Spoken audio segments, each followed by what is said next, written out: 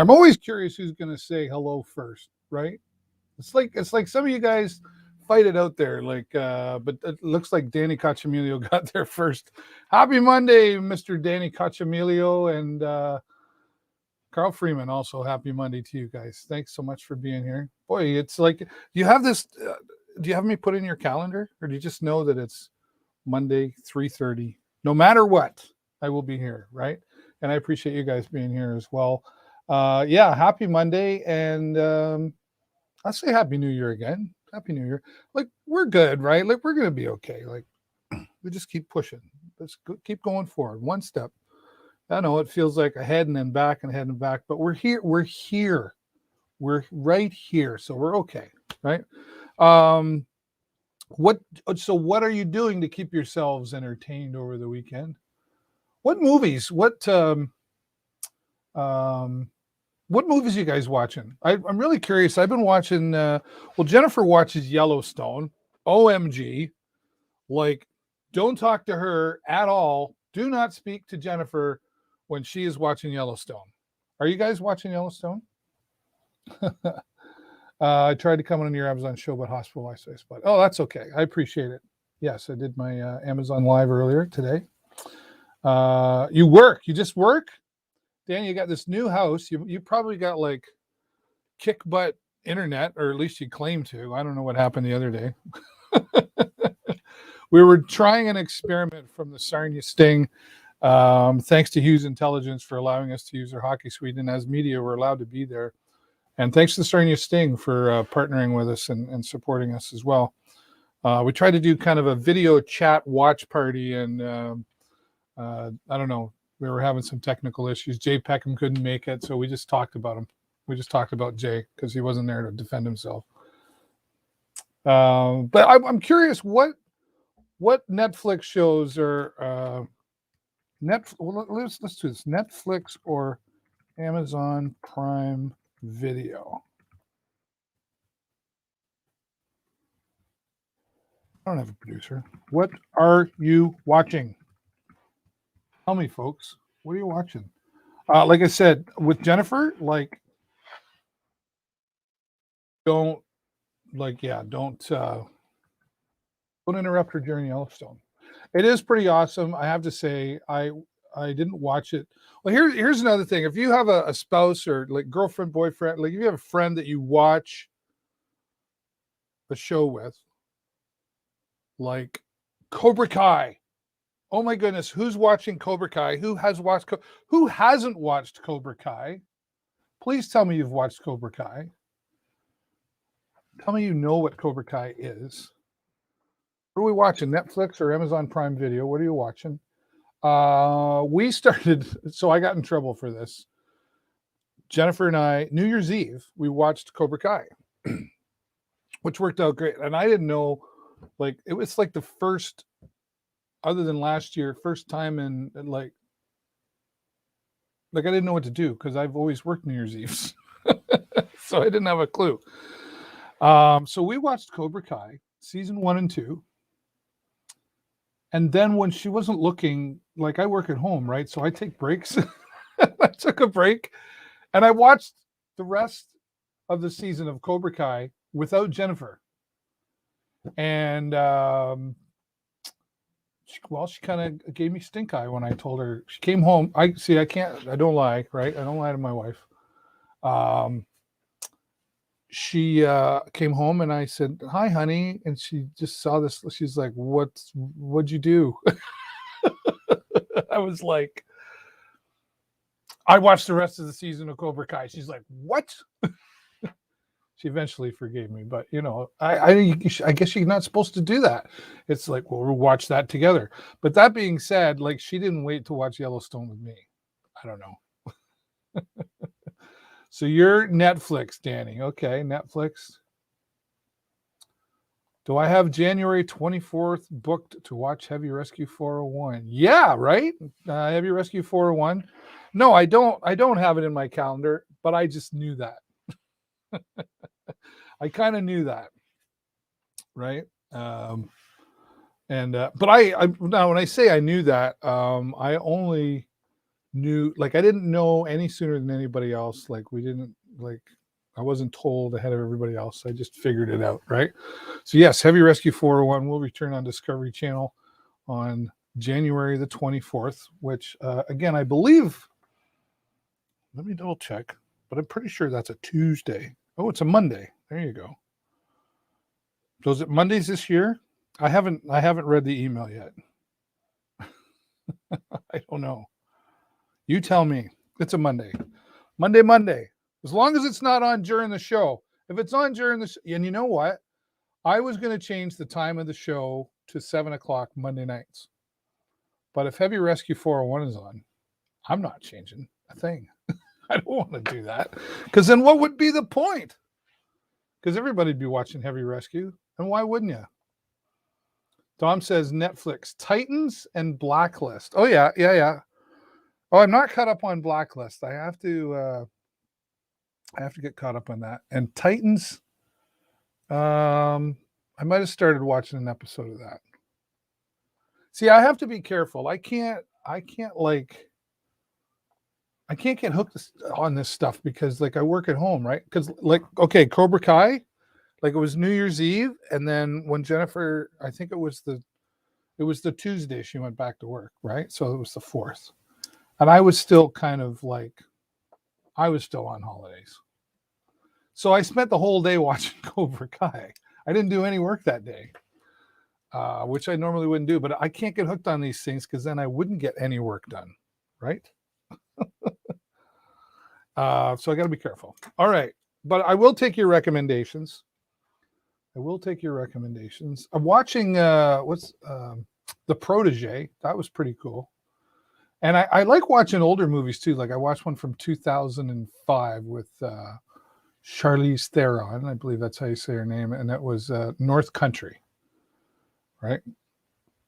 That was good. It's nice to go back and watch some older movies, right? And then I started watching some movie called Uncle Drew, and I was just like, got in, and then I was like, nah, it's way too predictable. It was a comedy, but it was way too predictable. And I was like, whatever, I'm not watching that. Okay. Where are we at? Yes. Got to say hello and thank you to our supporters, as we always do. Hughes Intelligence, security specialists. Thank you so much for their support for several years, not just here on the show, but supporting our Sarnia Sting broadcast, which we're going to talk about coming up. Our friends at Joe's Discount Tire, always supporting us. And I know we haven't had a ton of it, but the snow is coming. I'm sorry, but it is. Make sure you got the right tires on there. Go down and see them at Joe's Discount Tire, just at the foot, I like to call, at the bottom of the hill of the overpass on Indian Road. Tell them I sent you along. Our friends at AG Event Graphics, group of companies, and here in Science SWO for their support for 10 years here on the show. Thank you so much to Guy and all the staff there. And our friends at Tourism Sarnia Lambton supporting us here and at our Sarnia Sting broadcast as well. Really appreciate them. Visit them online at Ontario's Blue Coast.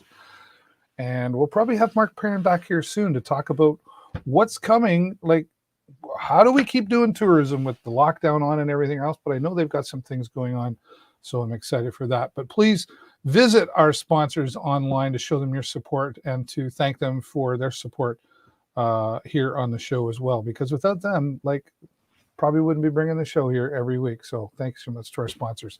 All right, we had fun at this. Well, I had fun at the Sting game. I think Danny Cochamilio had fun sort of on the at the Sting game. We tried to have him in video chat. I don't know, we had some freezing, but he wasn't even watching the game. Come on, Danny, why were you there? Right? And my first guest coming up in a few minutes is Disney Plus Dope Sick. Yes. I just finished watching that yesterday. Wow. What a wake-up call. And, you know, I don't know. Well, we'll talk about that a little bit more when our first guest comes up, and I'm sure she'll have something to say about that one. But yeah, we were at the Sting game. I was at the Sting game in the Hughes last day with the Hughes Intelligence Security Specialists hockey suite. We were able to be there, and we did a video chat. Danny was there, sort of.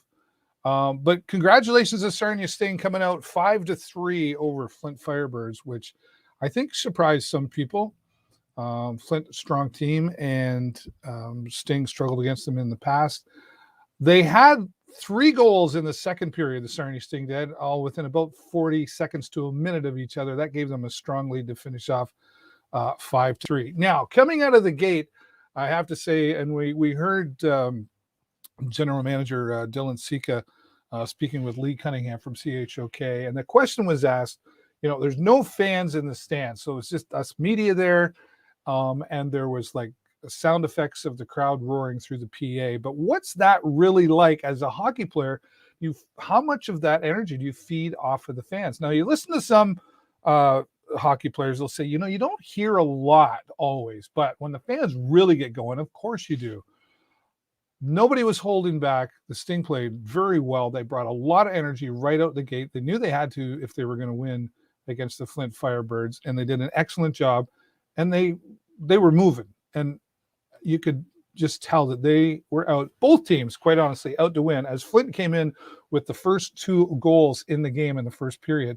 So that left the Sting going back to the locker room before the second period going, okay, how are we going to regroup and come out? And they come out with a bang, and they kept the vertical pedal on the right down all the way through the rest and finished off very well at 5-3. So we will be back there on Wednesday once again, and I will be live from the Hughes Intelligence hockey suite. Unfortunately, I'm not allowed to show the game, but you can watch along with our friends on Kojiko at Your TV Sarnia, which is what we were doing. We were watching along and kind of watch partying the game. And then, of course, you can also listen in with Lee Cunningham and Pat DeRochery on CHOK. And we had the post-game conference after the game was over, and Chandler Romeo, a new player to the Sarnia Sting, and also Marco Sikic was there, who both played very, very well, and they were excited to be talking to us after. So keep an eye on that.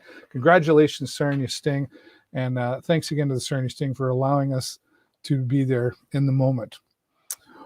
All right. Well, we're going to talk. There's something serious we're going to talk about here today. Our friends Margaret Capes and Corrine Thompson. I think they're ready to join us here, and I want to make sure. Let's see.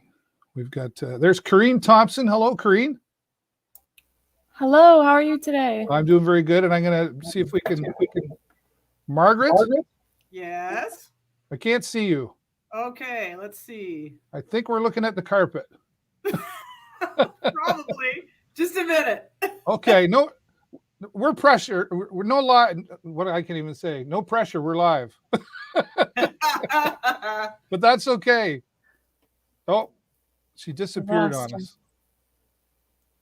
Well, we'll give her a moment. I'm sure she'll work her way back here. So maybe Corrine, we're gonna. Oh, is she back?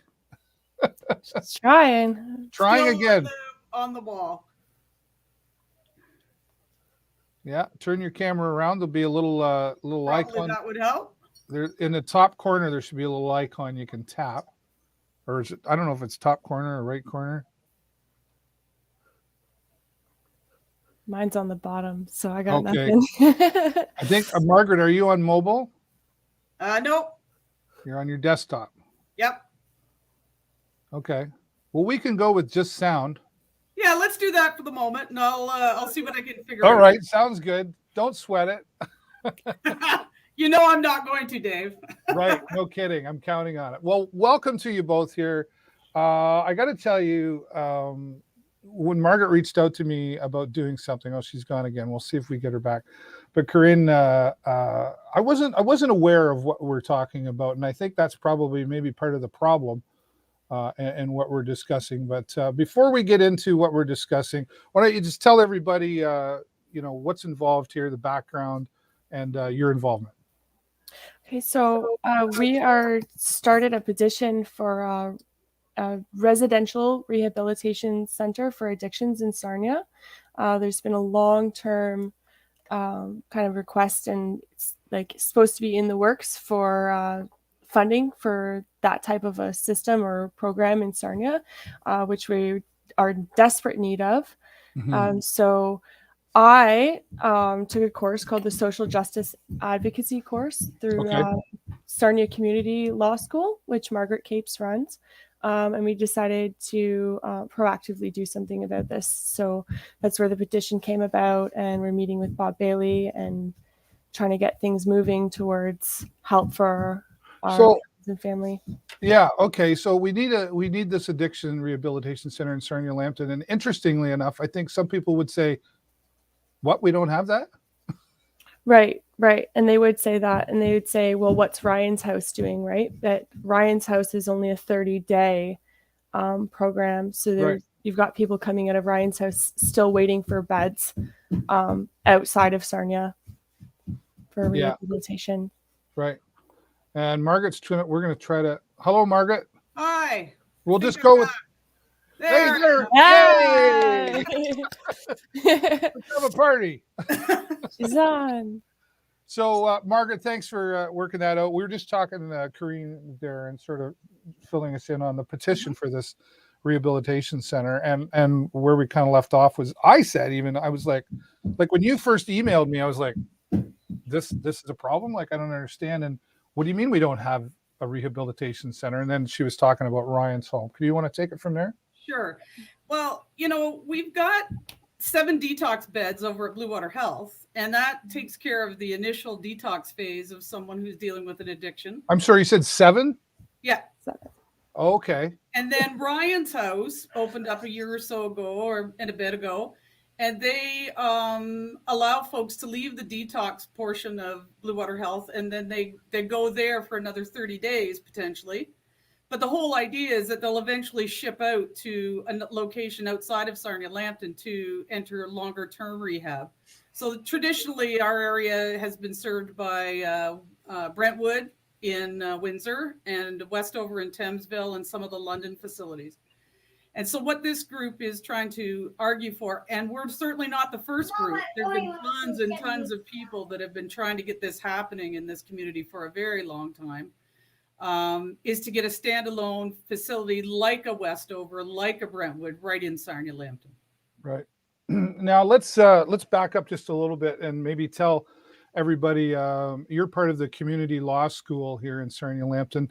Let's and I don't want people to think, oh, there's some ladies here that are trying to do something wonderful, which you are, but there's background to this. So let's talk about what the law school is and what you do. Sure. The community law school has been around for over 20 years in Sarnia Lambton, and we have been providing public legal education and more recently social justice advocacy courses or learning opportunities to people in the community. Yep. And those are all free of charge.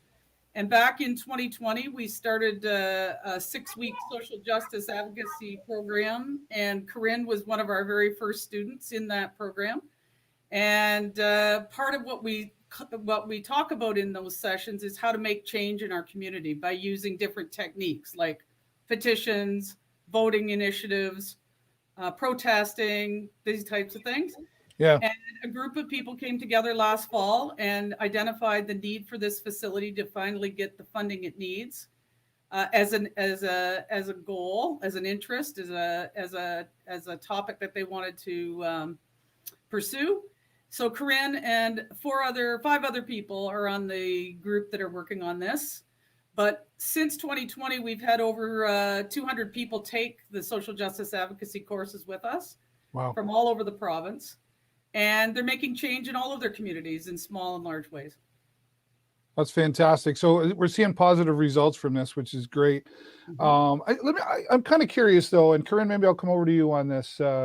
You've done some great learning with the school, and Margaret mentioned in there like petitions and protesting, and I think sometimes, and pardon me if I'm wrong, this isn't my field, but we hear those words like protest and petition, and are they come across like a bit of a swear word sometimes to people?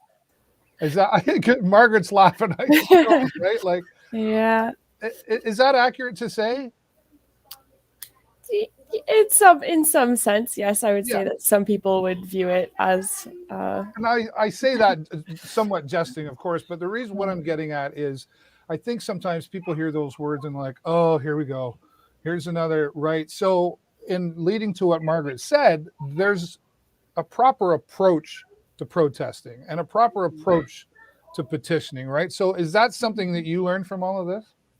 Yes. So it's something that's put forward in this school that we need to do this respectfully. There's a way that we can go about protesting, boycotting, lobbying your officials, but doing it respectfully to have your voice heard.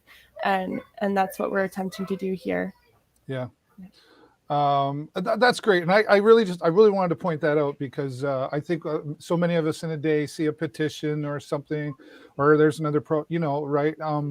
But I mean, we all have our opinions and we all have something personal that matters to you.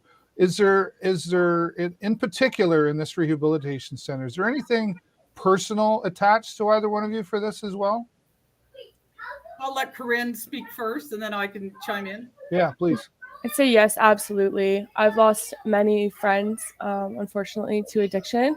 My family's struggled with addictions, and I've got kids, my children's friends that are being raised without parents because they've been lost to addiction.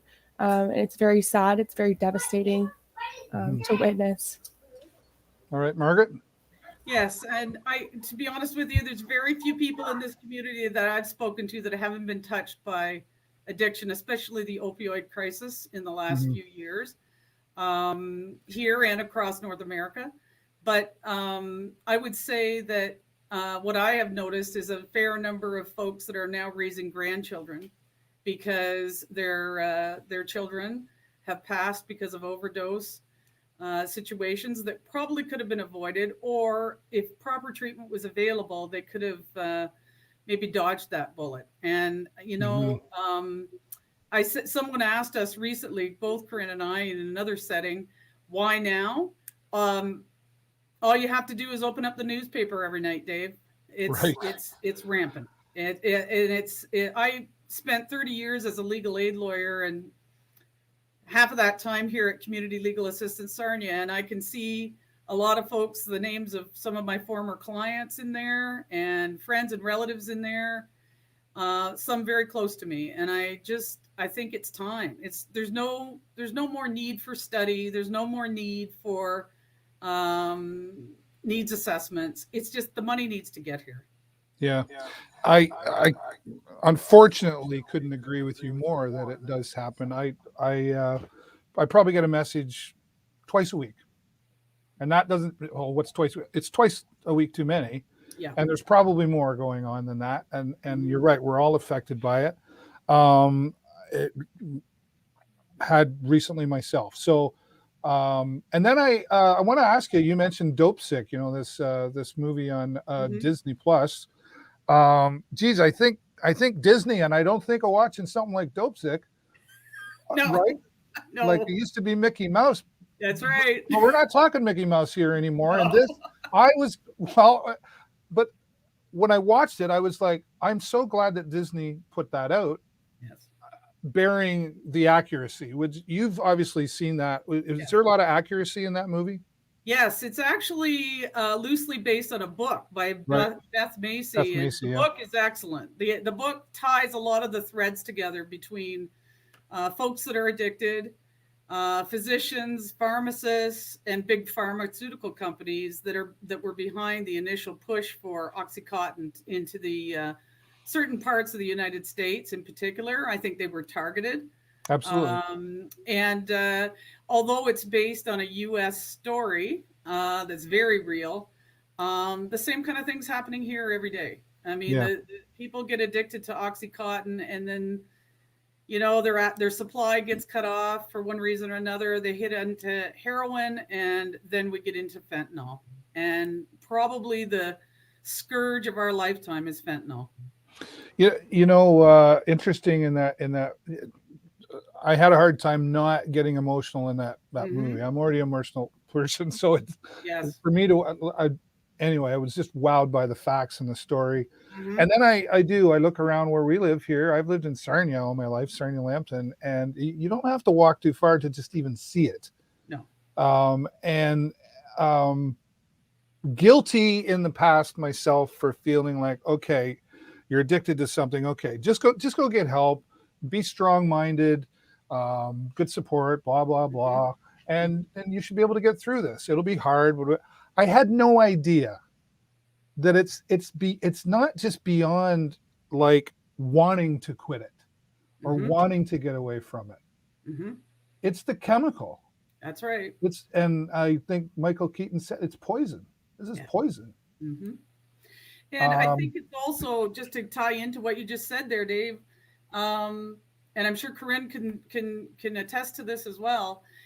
After a while, it's not about getting high anymore. It's about staying not sick. Right. And that's why that's the name dope sick. It's like people are so addicted that when they try and come off, especially opioids, it's likened to the most desperate illness that a person could ever experience. So that's why they continue to need to use to just avoid the sickness.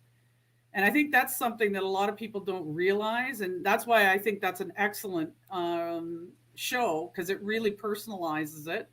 And it also causes us to really think that addiction is a disease. It's a mental health issue. It's not a criminal issue. And if we were going to have someone recover from a heart attack, for instance, we wouldn't put them on a 90-day time limit to do it, the way some rehabs require people to do. People need long-term recovery assistance to be able to heal from addiction. Yeah. And so a rehab center is a start, but there's many, many services we need in this community to help for long-term healing. I don't know how you feel about that, Corrine, but that's my thinking. Yeah, Corrine, let's hear more from you on that. Yeah, I'd say that's entirely accurate. The withdrawals that people experience when they're trying to get out of this sort of like lifestyle, right? And it's deadly. A lot of the time it can kill you.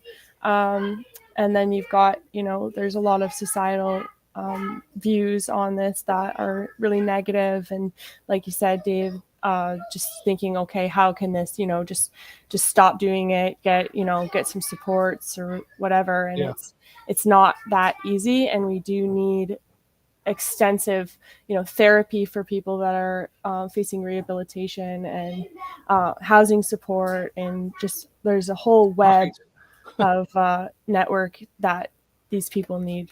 Yeah, this isn't just about getting better or curing the addiction, if that's the right term. What about housing? And then, because financial plays into this, because if you need more, it's not expensive. And while it's not criminal, it does lead to criminal activities to support the habit and so on. So there's just a real long domino, like I almost want to say an endless domino effect, or a circular domino effect, really. Up and down, and around we go again, right? So, Corrine or whoever, jump in any time here on this one. So, in my understanding, there's money for this, and it's been around already, but it just has not been released. Am I saying that right? Yes. So, why does that sound annoying? I'm not a very patient person. I'll admit to that. I don't understand. No, and this, depending on who you talk to, these promises have been on the books for over 20 years. And in particular, the last 5 years, there's been a lot of pressure.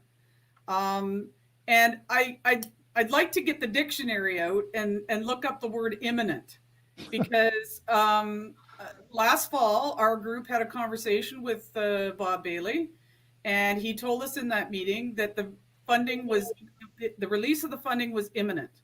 And then I read an article on December the 31st in the Observer where he said the funding is imminent. To me, Dave, part of the reason I asked for us to be on your show is because every day that goes by, someone else is getting addicted or dying or getting very sick from this disease. The word imminent doesn't really mean anything anymore.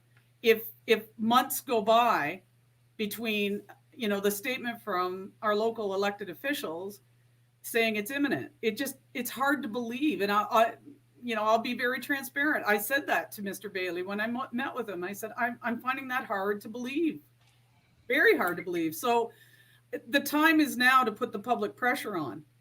And I was so grateful that this group came together to take this on.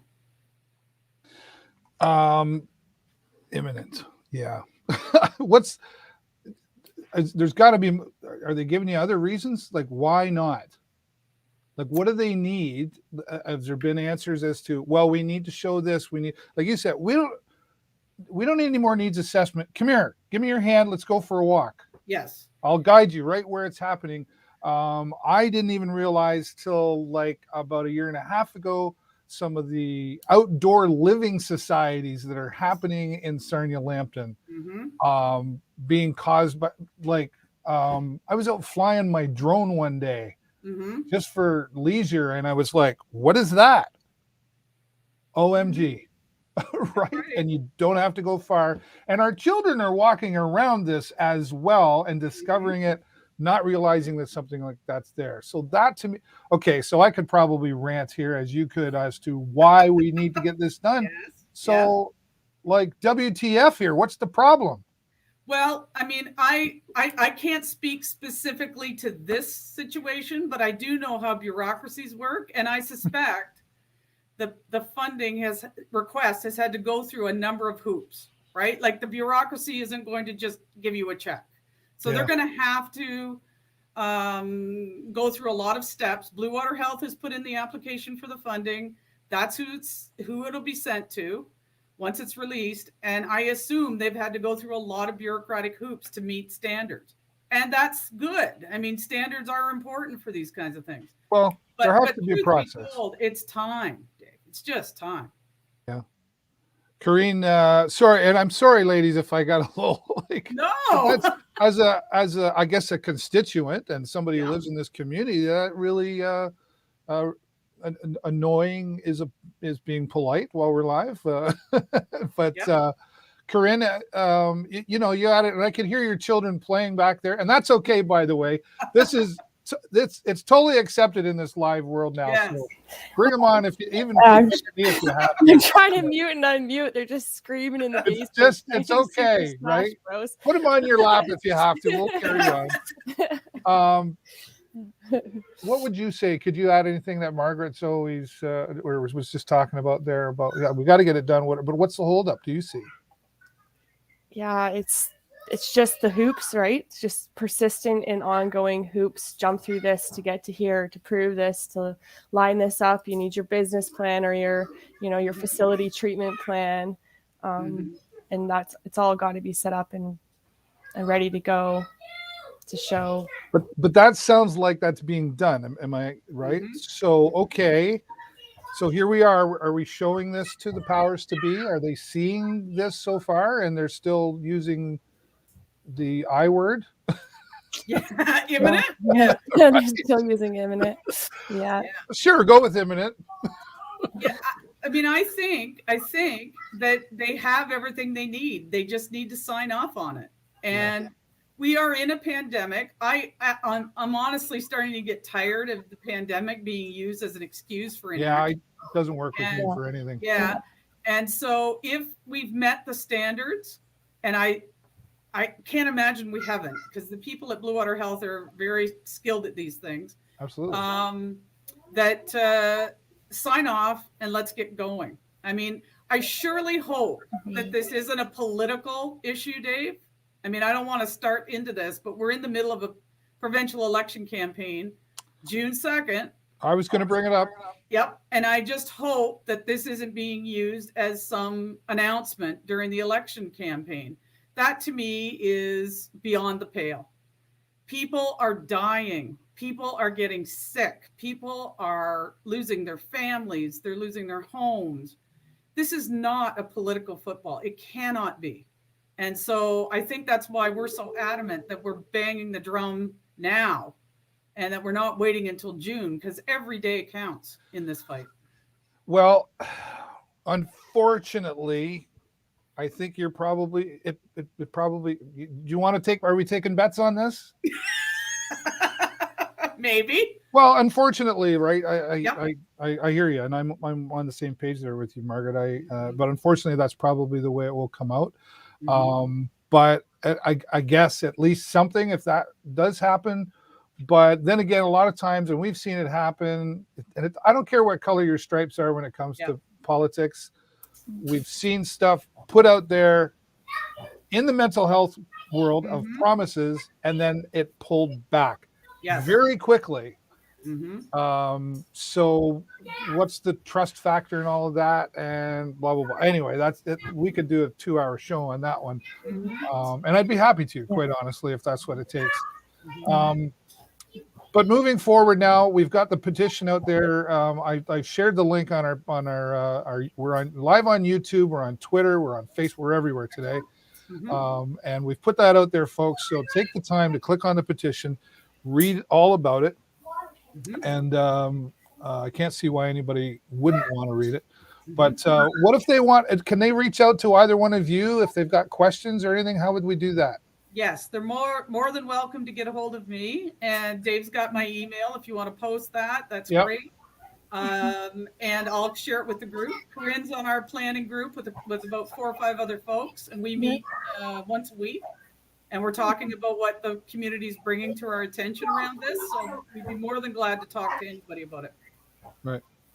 Absolutely. Corrine, anything you want to add in here that maybe we haven't covered yet today? And don't feel rushed. We'll take a whole hour if we have to. I think we've covered everything pretty well. Yeah. Okay. Thanks for taking a break from being a mom to be here today, Thank you. Well, she's not only a mom, she's a Lambton College accounting student as well. Oh, wow. Yeah, first You're day of the term. You're like full-time and full-time. That's right. And whatever else. I'm everywhere. You get time for you? A little bit. A little bit. Okay, I squeeze it in there.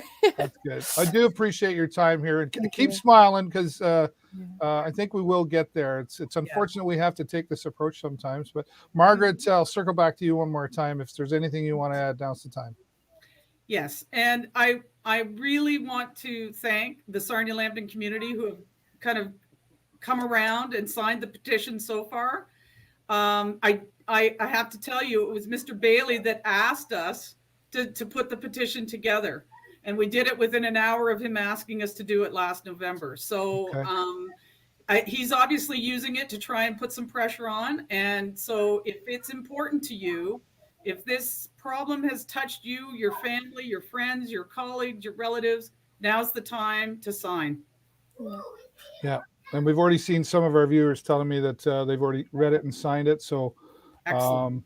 one more signature, 2 more signatures. That's I'll right. be doing it right after this as well. So thank you so much for what you're doing, ladies. And I know you've got a team that you're working with as well. So thanks to them. And reach out anytime, Margaret. You got my email. Don't be afraid to use it. You too, Corrine. Even if it's just something I can share on the show every week that we can get the awareness on, I'm happy to do that, because too many people have been affected by this personally, indirectly. It affects our communities overall as a whole too. So if I keep talking, I'll get too emotional about it, because it's that bad. So thank you again for what you do, and really appreciate you being here today. Thanks, Dave. Thank You're you. welcome. Take care. Thanks to Margaret and Corrine for joining us here. It's in an oddly sort of way, I was looking forward to this conversation. It's probably one I wish I didn't have to have with friends, but it needs to be done. So let's just go to the Facebook page, go to our YouTube. You'll see the link there. I posted it once. I'm going to post it again. And let's let this not be a problem anymore. So we've got to do our part, and you can by signing. Go and check that out. It's on, like I said, on the Facebook page. It's I'm emotional because it has affected so many people that I know personally, and I know it's affected so many others in this community and around all communities, and it shouldn't even be happening. But that's why, once again, we need this rehabilitation center, and we've got to get the petitions to the officials. And thanks to the law school here in Sarnia Lambton, for the community law school, for doing that. All right. Well, I want to thank you for tuning into this very special edition here today on the show, and I hope you will take the time to do that. And I hope you will take the time to kind of reflect on just how we can all help other people who are suffering with addictions in our community beyond this rehabilitation center. We have to remove the stigma that's attached to people who are addicted to substances as well. They're not just criminals.